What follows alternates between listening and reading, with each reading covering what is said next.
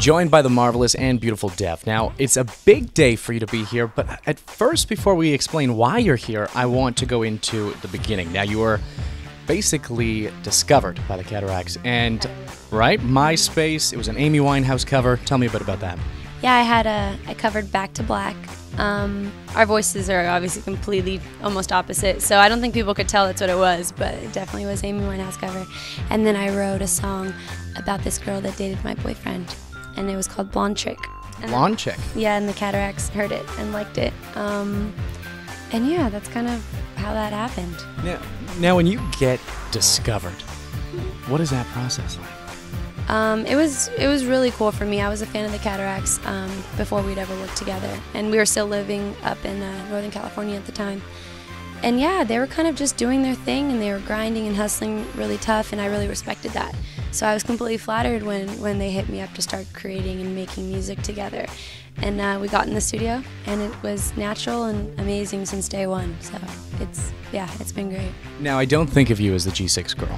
I'm just going to put that out there. But it was a pivotal moment in your career. G6, the song by Far East Movement, the chorus. Tell me what it's like to be at least just a part of a #1 song at that moment. It's crazy when you put it like that. Yeah, it was amazing, and it was probably as overwhelming and surreal, but really cool as anybody could ever think. You know, we had been working really hard for a few years. So when that hit, we were like, yes, finally, this is our time. But yeah, it was amazing. My life changed completely. I went from kind of just doing my thing in LA. You know, I was doing a few club shows a night. I was kind of just grinding really tough and recording as much as possible. And about August of last year, I think, August, September, my life changed. And I've been on an airplane every day ever since.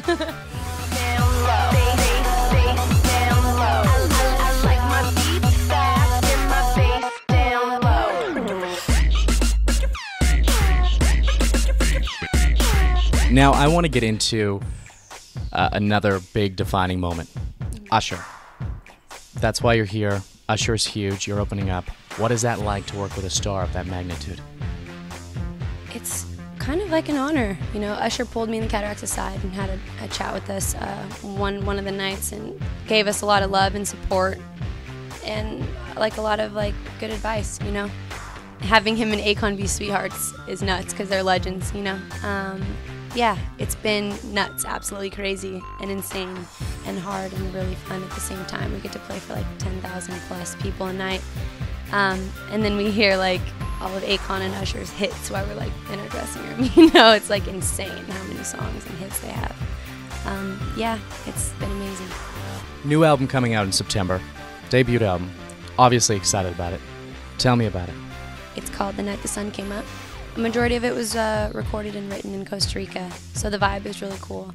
I touch on a little bit of everything, you know, moving to LA from my hometown, my family being Mexican and Portuguese, you know.